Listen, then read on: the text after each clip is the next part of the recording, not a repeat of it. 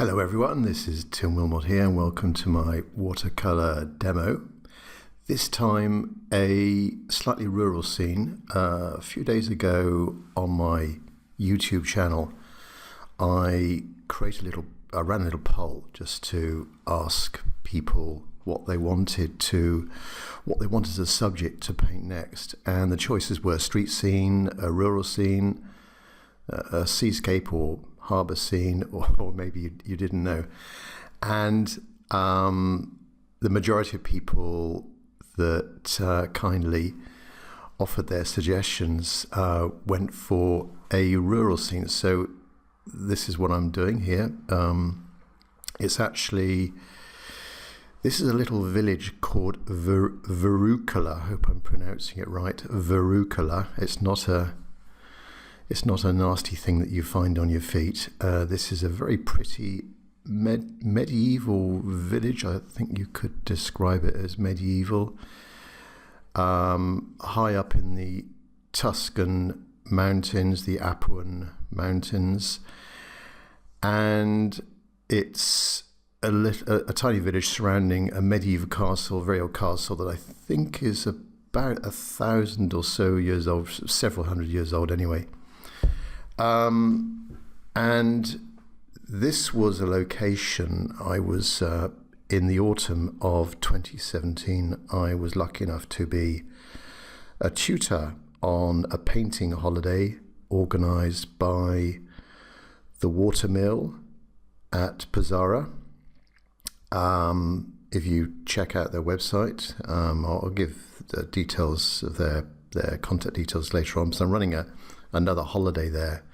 I'm the tutor on another holiday there in October 2018. So if you're listening to this after October 2018, you're too late, but still check out their website.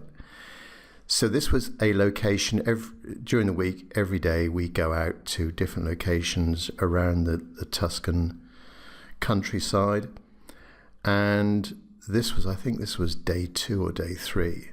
So what we've got here is the entrance to the village, maybe one of the entrances to the village, or the main entrance. And it's a nice bridge over the valley. The actual archway entrance to the village is here.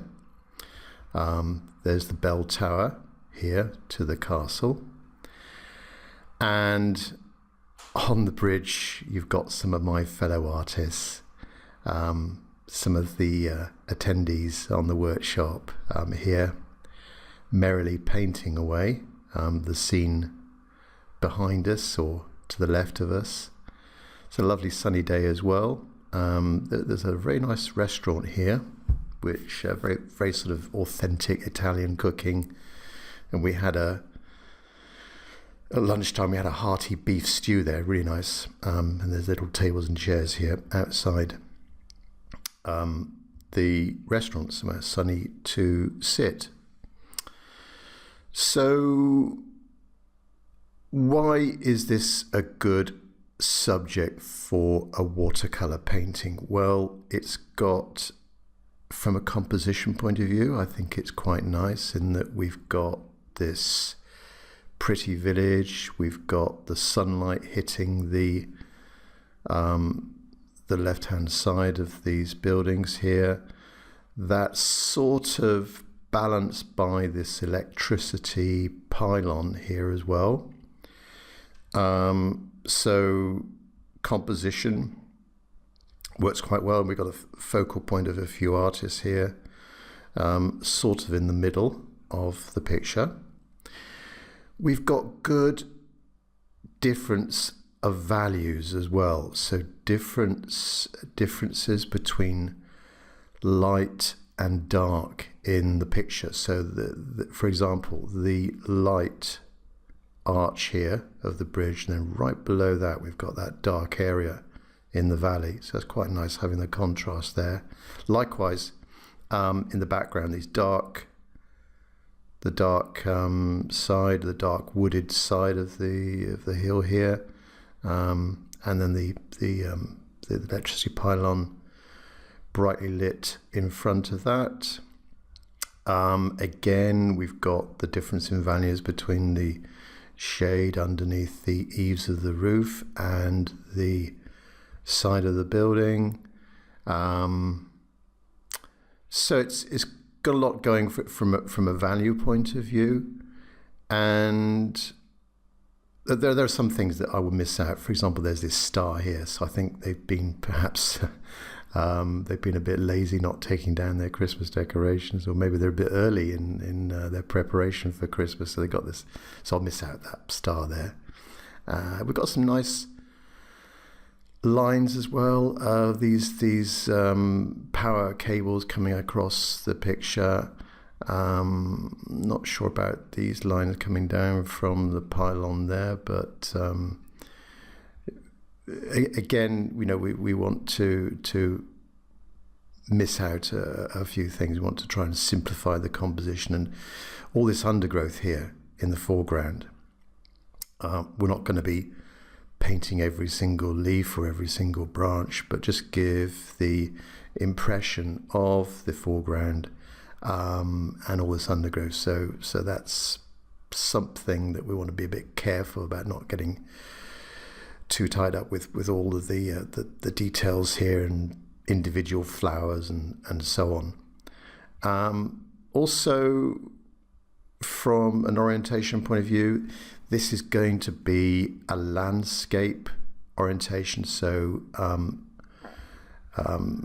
rather than portrait orientation. So that's another thing to think about, is how to position your paper, long ways across or long ways up, and also cropping it as well. So there's a lot of details over here on the right hand side, which I'll avoid. I'll come somewhere down here on my right hand side and just focus on the bridge there, but certainly miss out some of the details on the right hand side. Tables and chairs, for example, these railings that would take the viewer's eye away from what I want to be the focal point, the bridge, and these value differences there.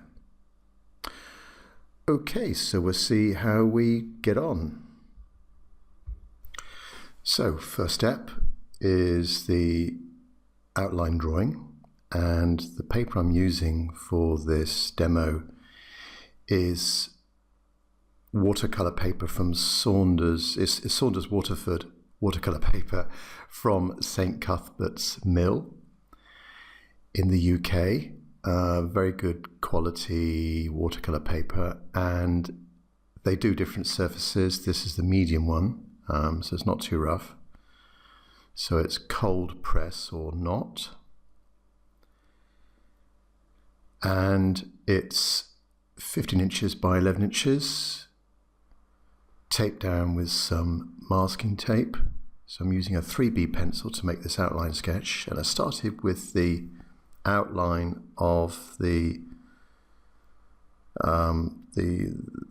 wooded slopes going down the left hand side there over to the rooftops of the village on the right hand side, getting that rather nice bell tower.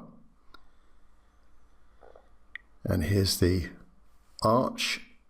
archway entrance into the village, and then start to think about a key part of the picture, the top of the bridge, and then very carefully getting in the archway.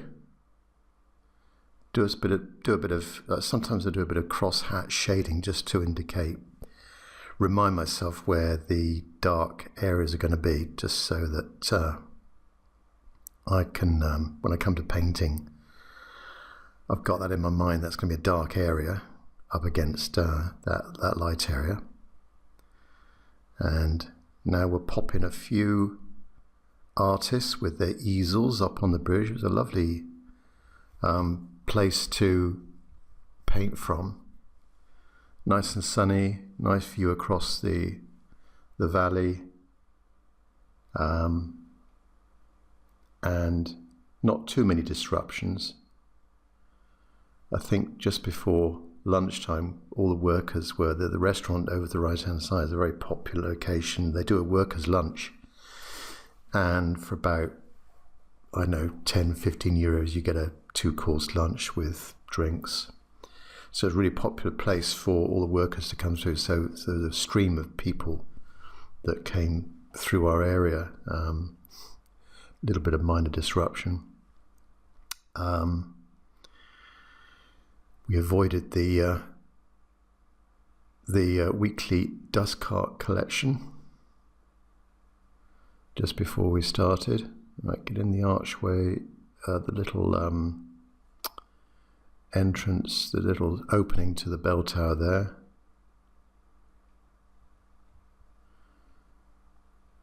So just checking, and I got in that left-hand building, the Pylon. Let's get in another figure just to balance things out. Too many on the right-hand side. And then these little planters hanging on the top of the bridge with those lovely angular shadows. That also looked quite attractive. They had geraniums in them or something, red flowers. Now there is that light tree just behind that last figure. There's that light tree there, which again gives us a little bit of interest, a difference in values again to the dark wooded slopes. A nice light tree there, which I've outlined just to make sure I don't go over, or I can use that as a guide for when I go in with the darker values. Okay, so I think we're ready to paint. Now, when I first start applying paint to paper, I very often start with the sky first. I think in this example I might get in the stonework of the bridge and the building. So I'm using, now the mop brush I've got here is a Raphael brush, synthetic hairs, very good point, nice edge to it. I'm just picking up a bit of a dirty colour from the palette from my last painting, and just a slight warmth to it. Just a very light brown, leaving out little bits of the paper as well.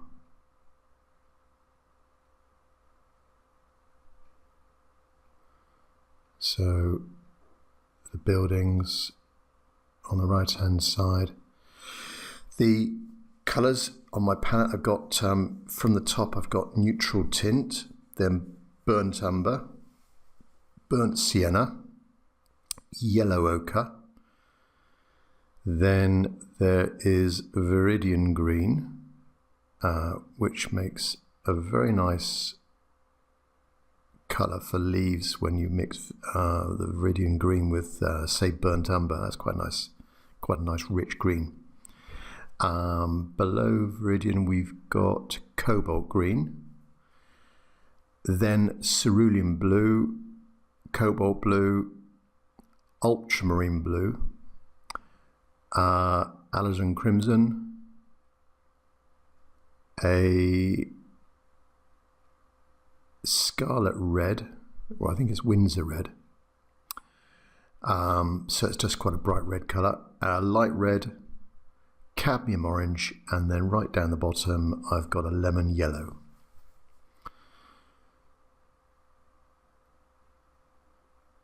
So just continuing on the stonework, and yes, just leaving little bits here and there. The actual restaurant on the the Castillo or Castillo restaurant on the right hand side here. That's got a bit of white paint on it, so I'll just leave that be, paint around that.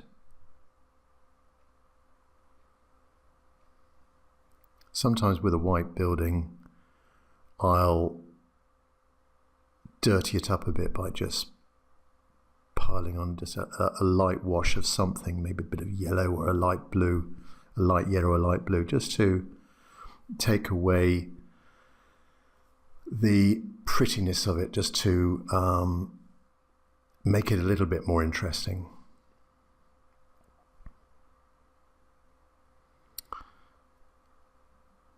So just let this dry a tiny bit before we go in now with the sky.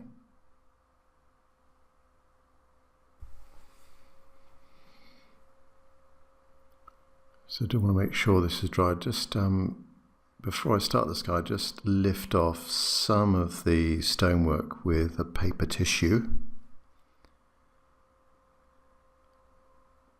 just so that I don't have too many hard edges. And again, I'm just introducing a bit of a variation in values in that stonework, because it's not all one uniform value.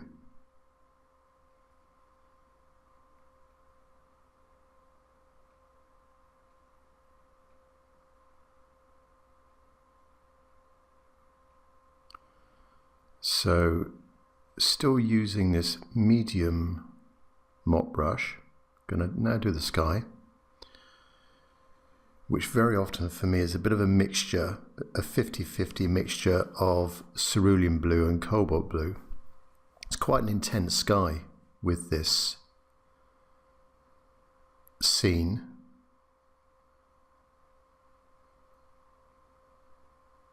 A very strong blue.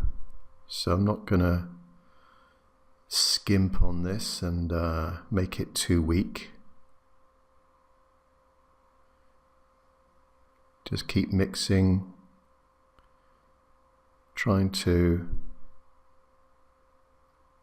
guess the right strength of this, and make sure I've mixed enough, of course, to cover the sky, which is, it's almost about a quarter of the size of the picture.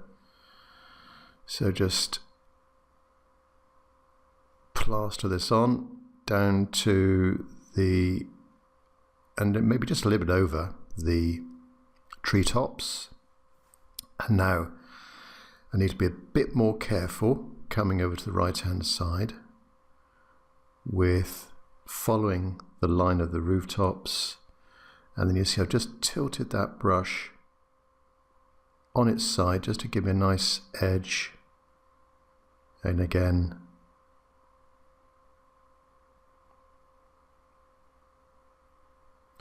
up to the corner, up the left hand side of the bell tower, across the top, down the right hand side, and then follow the rooftop on the very right hand side. Also, I should have pointed out that we've got a bit of an exercise in perspective here with the rooftop, so another nice thing to introduce into the demo, which helps, that perspective helps leading the viewer's eye down into the focal point, which would be say the figures on top of the bridge. So I've let this dry, let the sky dry completely, and now I can do some tree work. So I've got a bit of a ragged mop brush here, and making up my green colour, yellow, that lemon yellow, and a blue, just picking a bit of cobalt blue there. Keep mixing,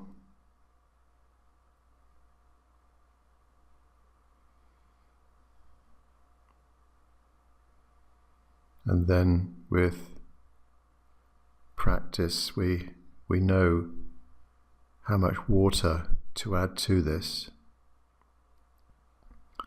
Starting with that light tree, which is quite a coolish colour to it. Not sure what sort of tree it is, but with this old mop brush that I've actually hacked away at the top of it, the edge of it, with a pair of nail scissors just to give it a ragged edge. So I'm going up to the sky, carefully painting around that figure, which is a bit of a challenge to do when you don't have a particularly nice edge, this brush.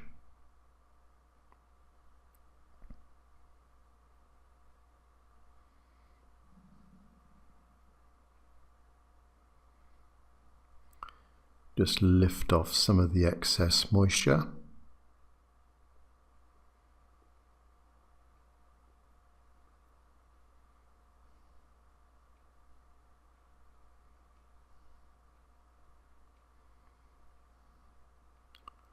And now create some more green.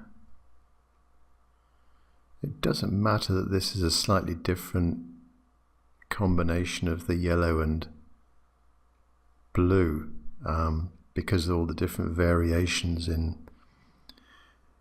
the values of the greens that we've got there. So that could introduce some quite nice effects of foliage by constantly mixing changing the ratio of the blue to the yellow, and maybe introducing, as you go through, a bit of alizarin crimson or a bit of burnt sienna, just to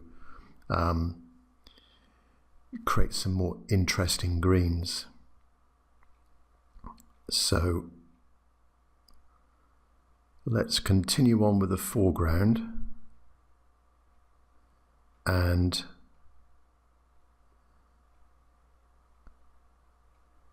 don't want to spend an awful lot of time on this, so I suppose after the sky it would be the part of the painting that I don't spend too much time on. It is the foreground, and just loosely painting it will hopefully give the effect of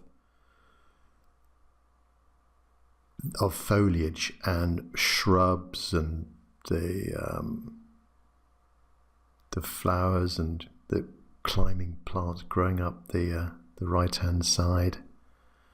On the left hand side it's more of a sort of shrubby young trees coming across.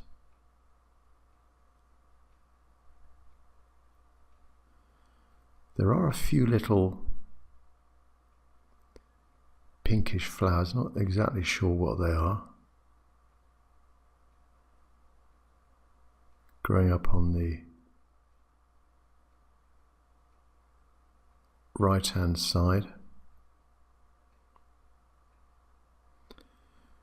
So we've got a bit of wet in wet happening here, where it's just the red's allowing to bleed into the green. Now I've got a slight slope on this board, maybe about 10 degrees, so just a slight slope, and that means that the paint is slowly, very slowly, with gravity coming down the page.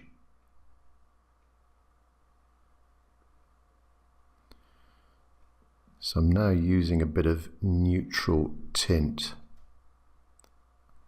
up on the top right there, with that green mix. Sometimes if I want a dark green, I might mix a yellow with the neutral tint. It's got a slight blue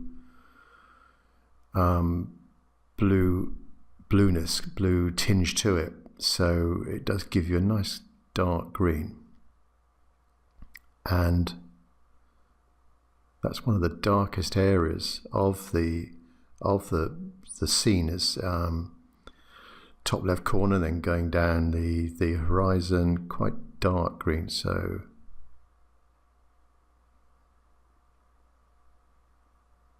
continuing on down, and you can see with this brush we get some nice ragged edges, rough edges up against that skyline. We need to, there's this little chapel on the left hand side of the bridge with its left side catching the sunlight. It's quite a pretty little chapel, very, very small. I think it was basically a square building, and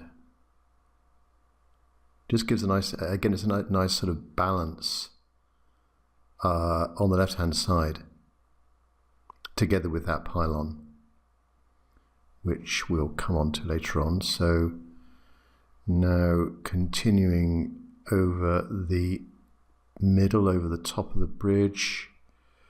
Again, we need to be a bit careful painting around the far building beyond the bridge in the middle, and my fellow artists.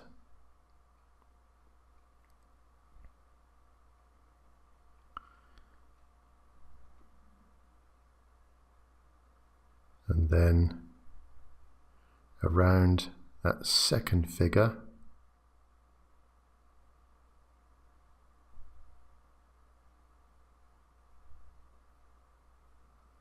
fill in the middle and carefully over. Now we come down to the bridge now.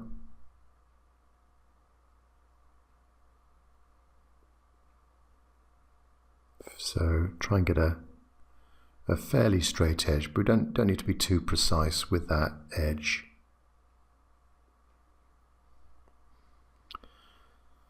So it's starting to take shape already. I can see the main shapes appearing.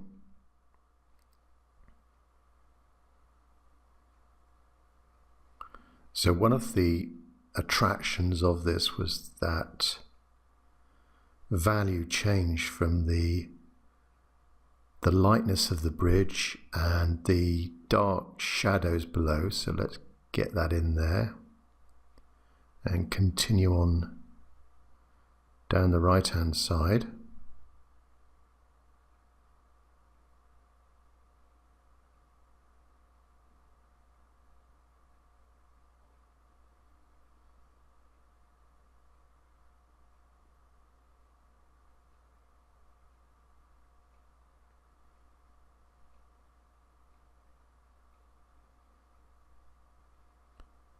This is one of the most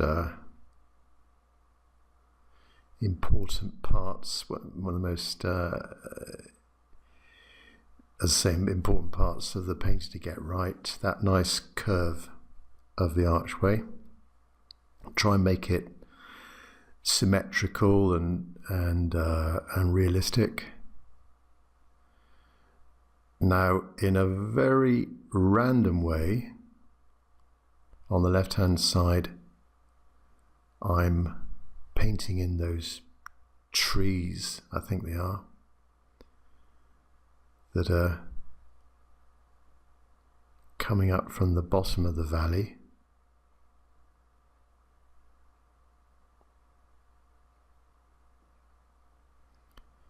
It's quite a nice spot to paint here, with lots of different locations around the village. I mean, there's this spot here where you can perch yourself on the bridge, or down in the valley where this photograph was taken from, looking up to the side of the village, or indeed on the other side of the village. There's nice views across the valley over to the right. So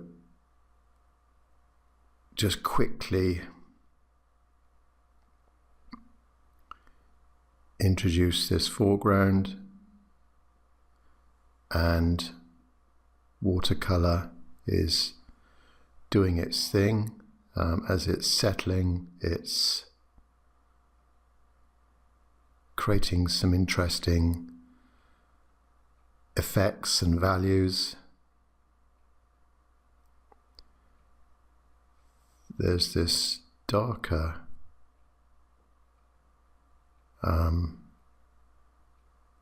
shrub growing up the right hand side of the bridge, which again gives a little bit of a interest in tone from the lighter foliage on the far right.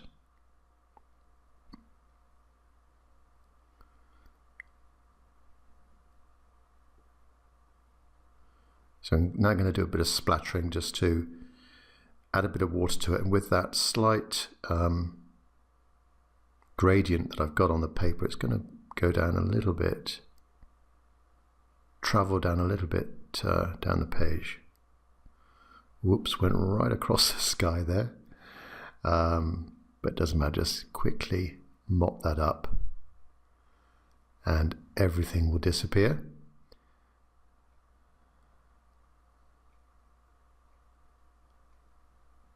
And you can see the direction I'm going in as well, trying to have a sort of splattering pattern from bottom left to top right, starting from that bottom left hand corner. Another technique is just lift off, as I did with the stonework, just lift off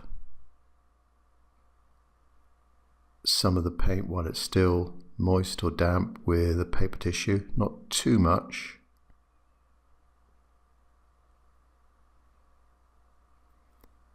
It just allows us to get some softer edges as well with that lifting off.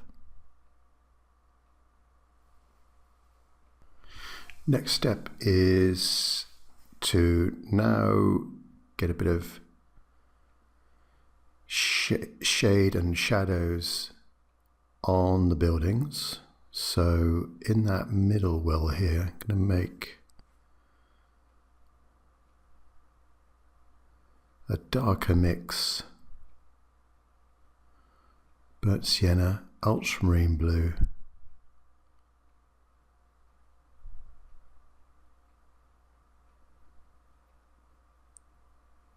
and then starting with the bell tower,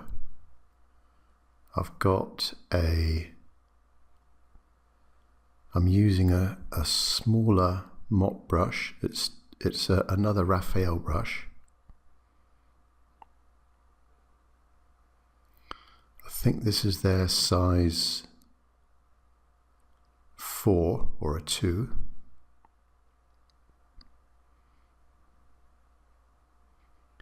And again, I can get quite a nice flat edge to the brush.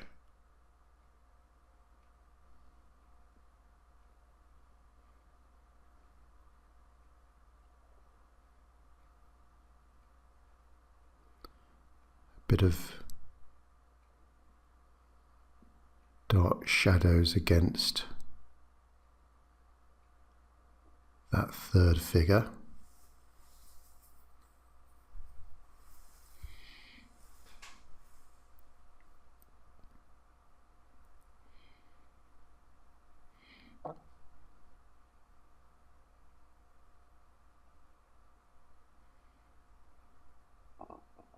So that middle building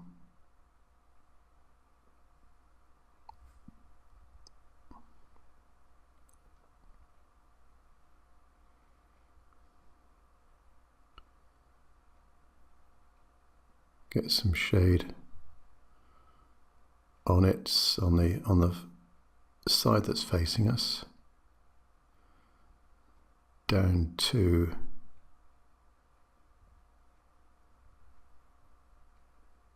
street level.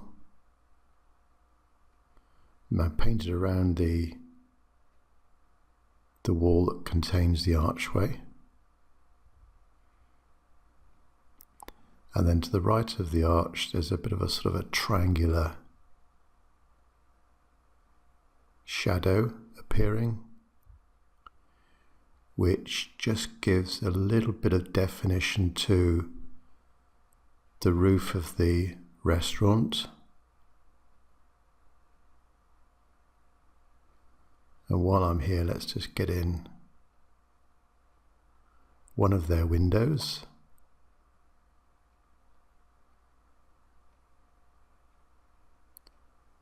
Let's actually continue on with the rest of them.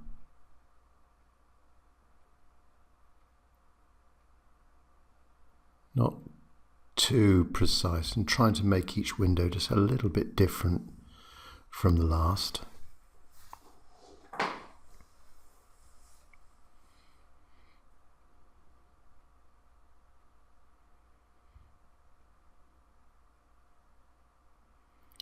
And the roof of the restaurant, where those tables and chairs are, I've just basically painted in a shape there just to give the impression of something going on, just to fill in that space. But definitely not start painting every table and chair in there.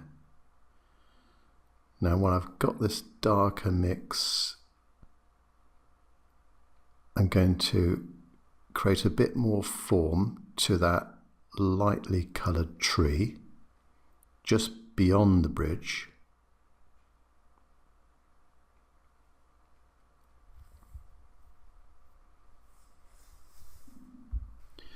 Now we'll get in some of the rooftops, and for this I'm going to use a small to medium sized synthetic brush with a very good point. So starting with some light red,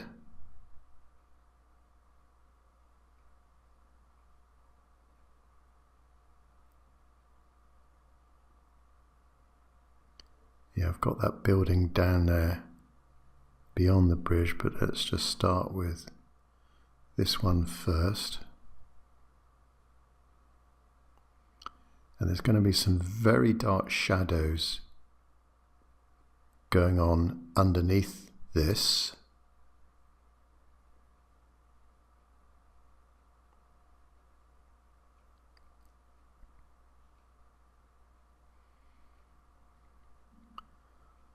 Top of the archway. And top of the restaurant,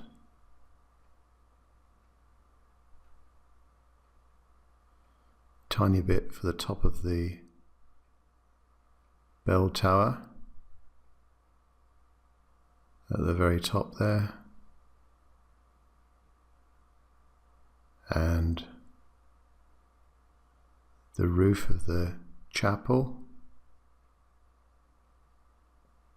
Not too dark because that's hitting the light there, so it shouldn't be too dark.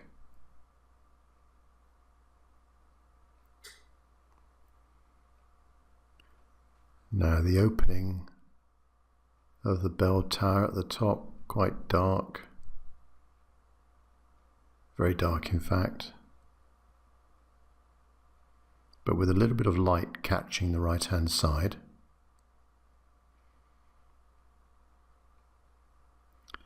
And then we've got some lines. Have to be a bit careful with the perspective here.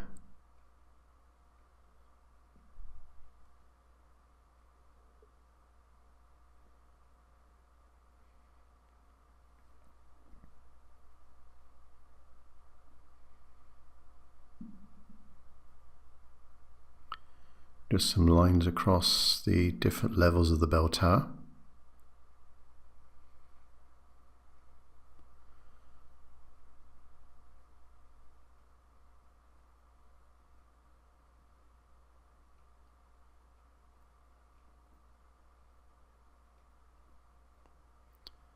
So there's these, I think they were red geraniums growing in the planters along the top of the bridge. So I've just used a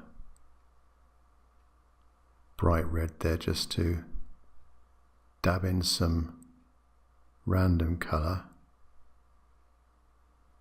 Now another fairly important line, this line halfway down the bridge, this horizontal line, and notice I didn't have a continuous line there, so it's quite a nice effect just to have a bit of lost and found going on where you do have a few gaps appearing in that straight line.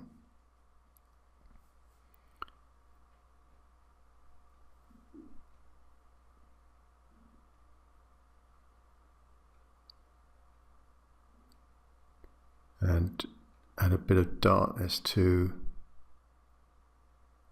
underneath the bridge just to give a bit more form to that curve.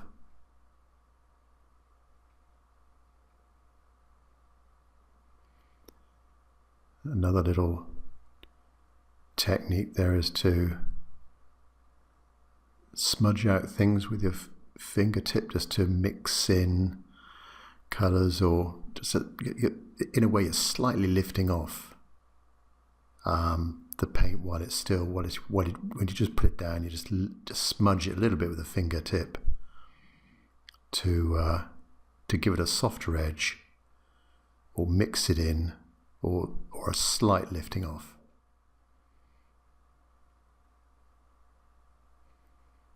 So with that dark triangle in those windows, that helps us with the impression of some depth to the window and the strength of the sunlight.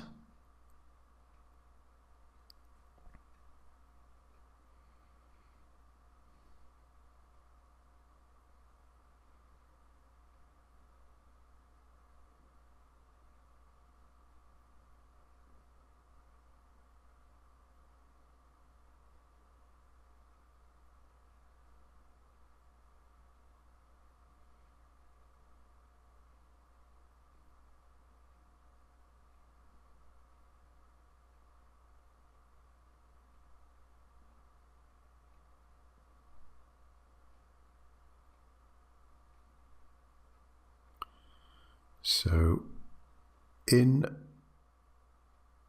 the middle of all those buildings there are some trees or shrubs which I forgot to paint in, so let's just get those in now.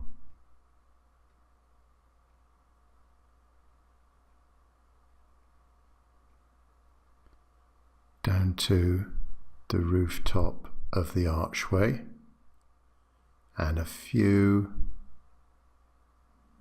beyond the bell tower,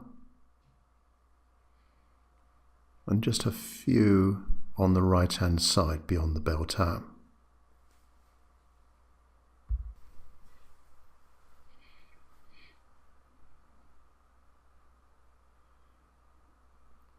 Just down to the top of the roof of the restaurant, and then when I've got this brush, I'll just add in a few more dabs here and there just to try and enhance the effect of foliage, and this being a darker colour, just where there's a little bit of shadows appearing in the gaps.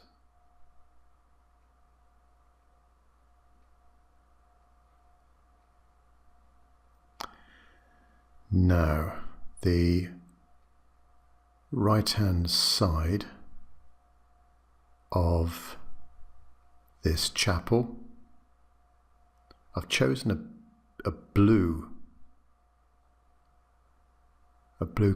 colour here for this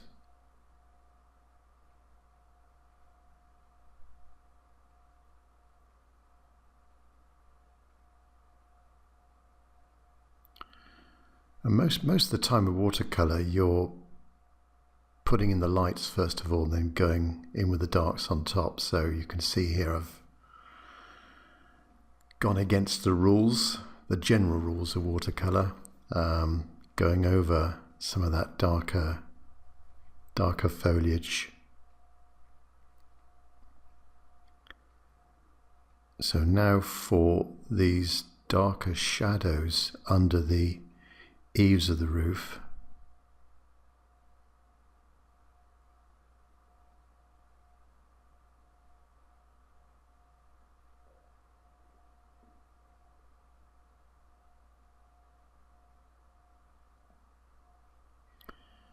And you don't want to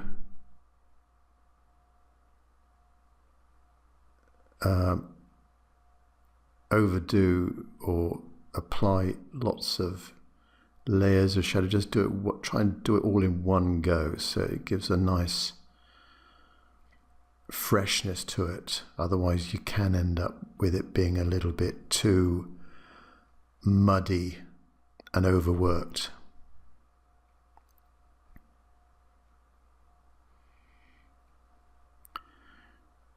So now for some very dark shadows. So I mixed up a bit of alizarin crimson with neutral tint.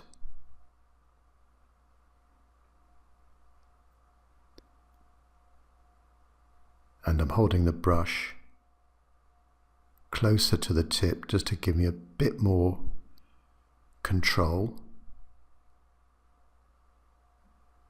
Normally I'm holding my brushes at the other end, which helps with a looser approach to painting, rather than as I'm doing now, holding against the tip and just with a finger tip smudge or slightly lift off some of it just to break up that line.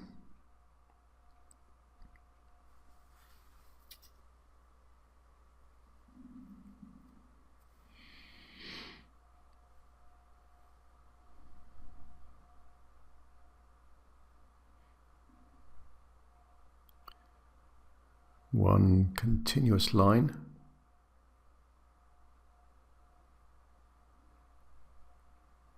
Underneath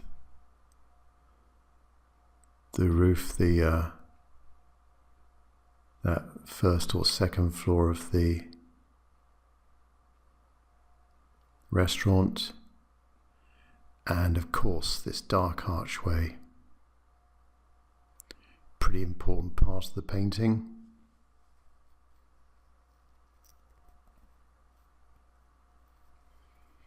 And there's some darker windows on the far buildings.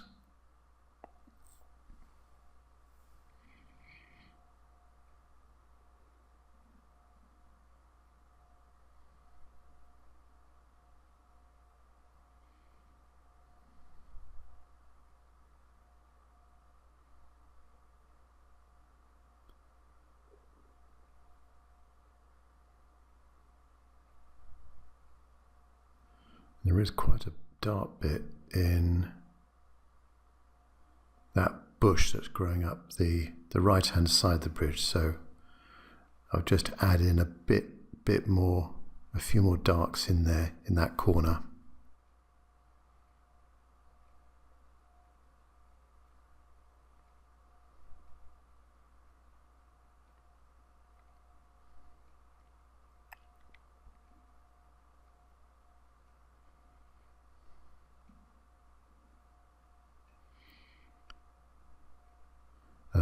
Another important part of the bridge is getting in these fairly small angular shadows just below the planters.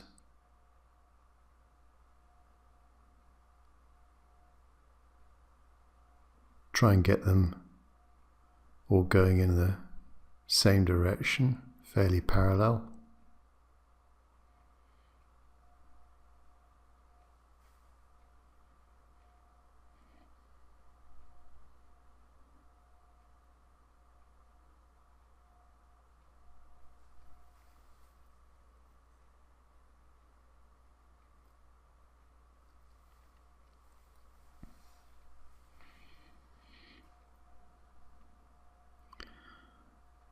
Now for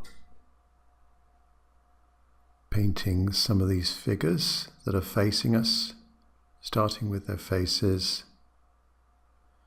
So I've got 4 in there. Maybe just a few hands showing as well.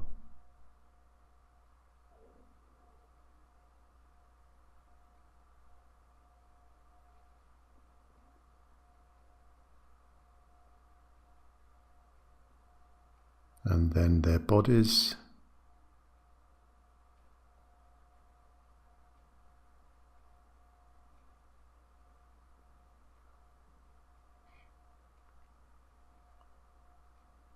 So the figures aren't too difficult to do because we don't need to worry about any legs, of course, just the top half, so it's quite easy to do.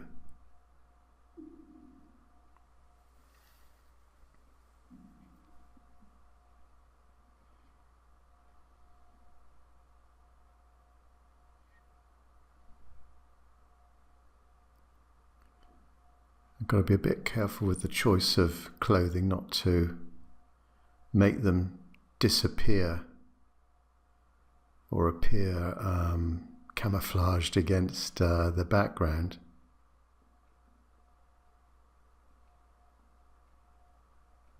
And there is another important line at the very top of the bridge between the planters.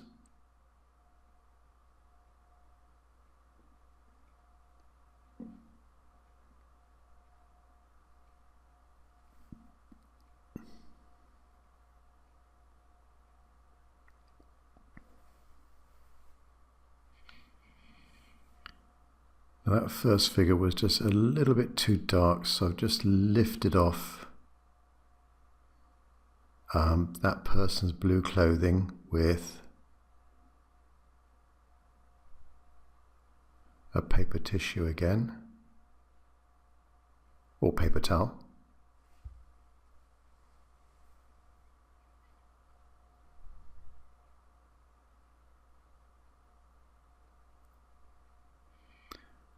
With a bit of dark paint now and that small brush, I'm just going over the top of the foliage.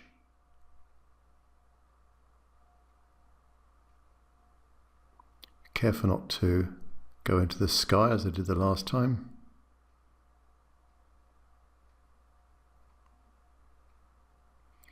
Excuse the wobbling.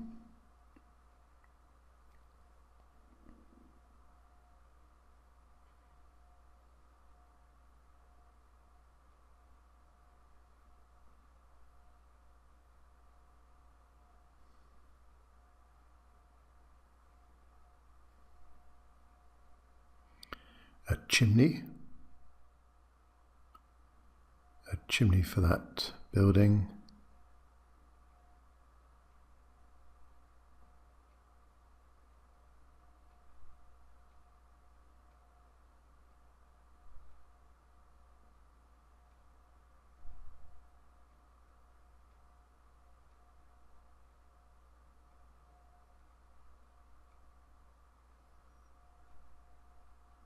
Just need to straighten up that dark edge underneath the roof, and again up the other side.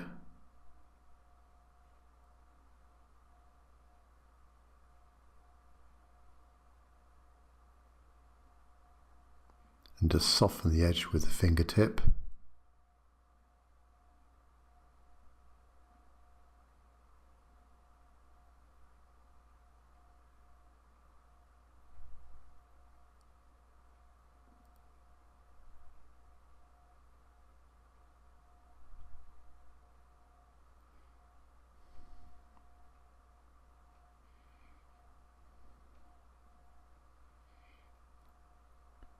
And now with this brush, just going around the painting, just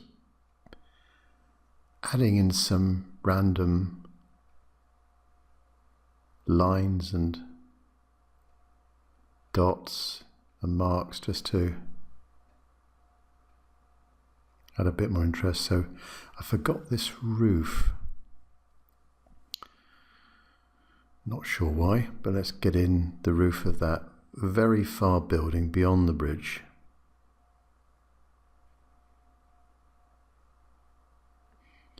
Which does give a bit more definition to the central figure on the bridge as well. Quite an important one to have in there.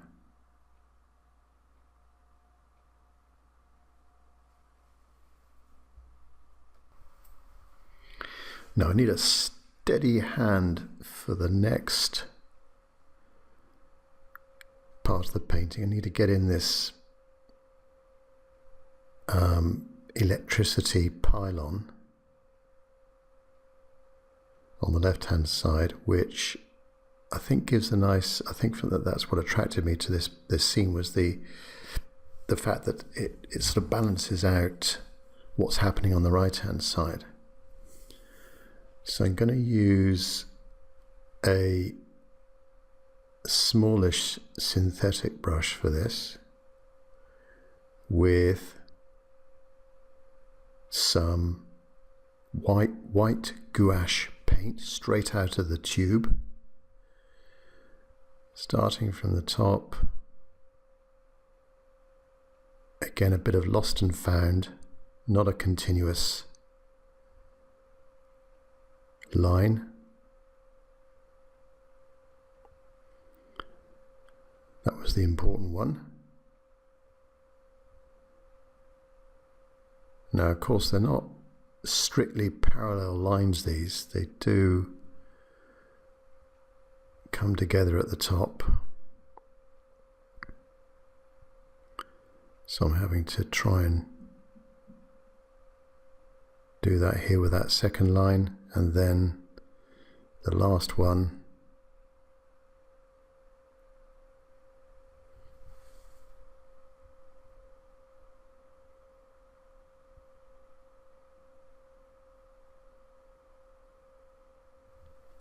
and now for the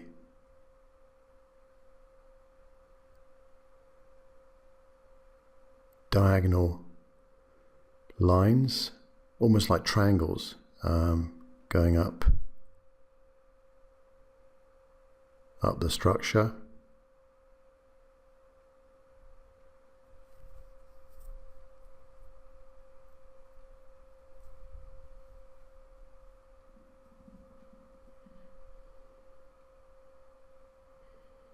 Up the other side.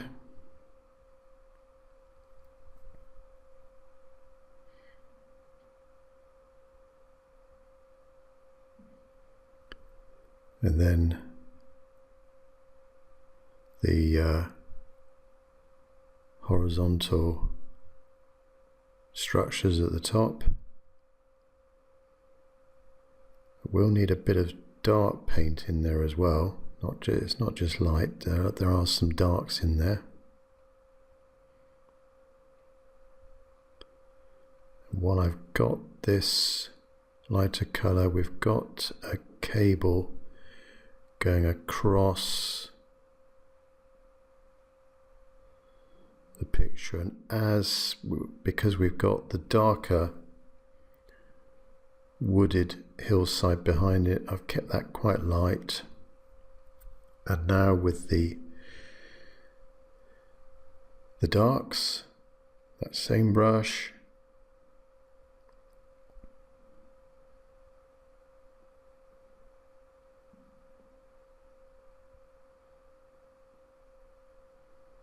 add in some of the darker bits of this structure.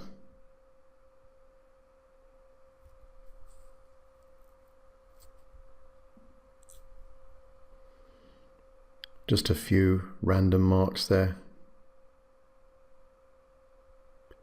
And continue on the line of this cable. Not sure exactly where it's going to end up. Somewhere over there.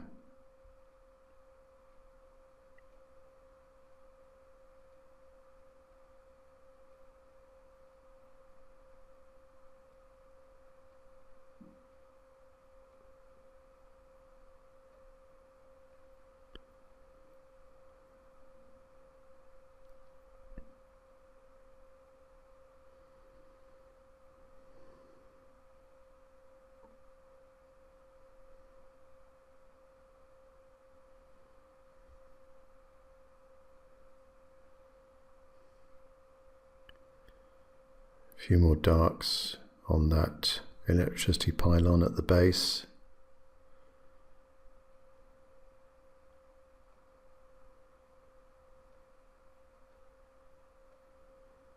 And a few easels and boards for the painters.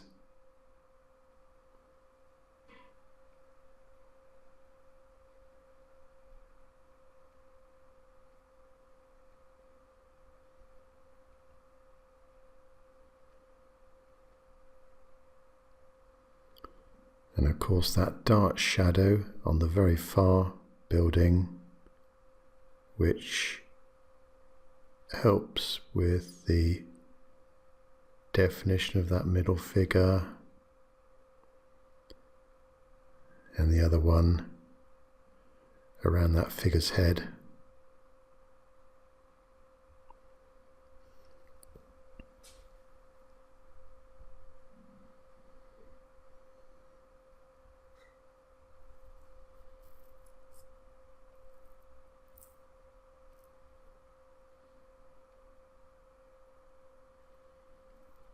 And I can draw down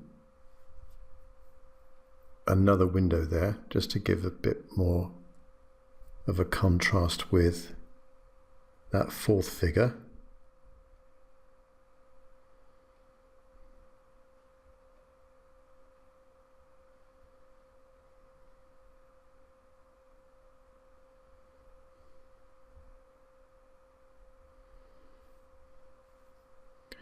Just finish off just little bits of details, not too many, on the side of the restaurant and the top of the bell tower.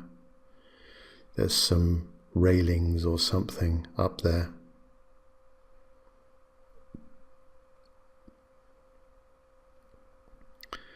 We'll get in just a few lines, power lines coming down from that pylon. Miss out the star, this shooting star going across the bridge.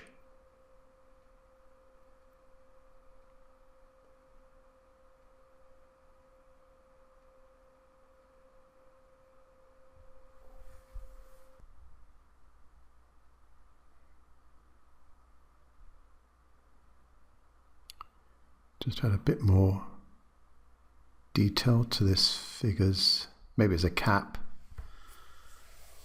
there, a baseball cap.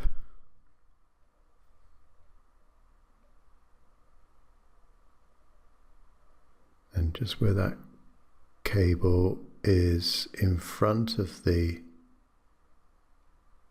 darker side of that building, just continue on that line. And there is a foreground power cable coming up from the bottom.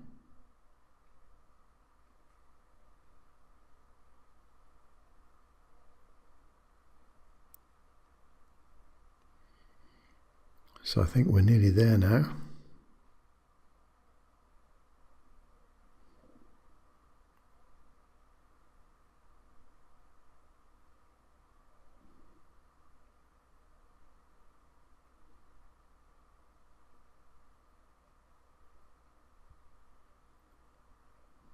Bit more detail around the bridge.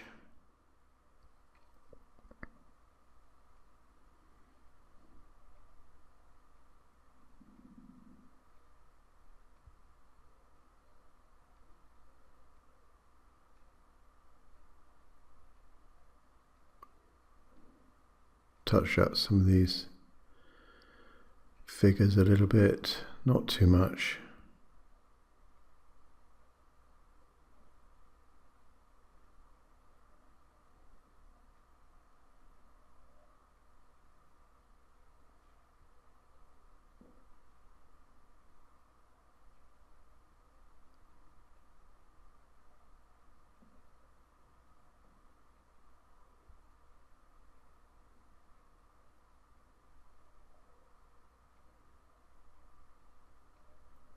Now I think we're done. Now, so what I'll do now is display the end painting. Here it is, just done a photograph and not cropped it at all. So the scene is a nice pretty village called Verrucola in Tuscany, and what attracted me to the scene was the composition and the strong tonal values that we can introduce. We've got my fellow painters up there on the bridge. Some nice verticals with the sides of the buildings and the pylon there as well. Could have put a few more verticals in, for example, over in front of the chapel on the left hand side. Could have done some over there, and lots of different watercolor techniques: wet in wet, dry brush strokes, lost and found. So if you want to see more of my work, please go to my website, www.timwilmot.com, TIMWILMOT.com, and you'll see, as I say, you'll see more of my pictures up there and details of other demonstrations and workshops I do. I also do one-to-one online tuition as well, so wherever you are in the world, we can do a one-to-one session and cover any watercolor type painting that you want to do. If you want to find out more about my workshop in October 2018, so if you are watching this video after 2018, you've missed it, but still go up to my colleagues at the Watermill at Posara. That's the name of the painting holiday company, and they do lots of different, they have lots of other tutors that run the other painting holidays during the year. Mine is October 2018. Their website is www.watermill.net, watermill.net. Please go up there, check them out, and check out the itinerary as well for the week. Really interesting set of different locations all around Tuscany, and we have a trip out to the coast as well, Cinque Terre, the 5 villages along the coast there, very, very pretty villages. But thanks for watching, and thanks for those people that voted on the poll. Thanks for your participation, and don't worry, those people that voted for a seascape or a street scene, let's see what comes up next. So thanks for watching, and catch up with you next time. Thank you.